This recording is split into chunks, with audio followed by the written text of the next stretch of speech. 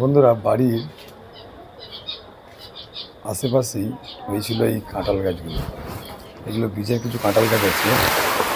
এগুলো আজকে আমরা এই প্যাকেটে বসাবো,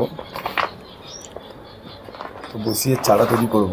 করে আমরা 6 মাস পরে এগুলো গ্যাপটিংয়ের চেষ্টা করব, যে আমরা গ্যাপটিং করতে পারছি কি।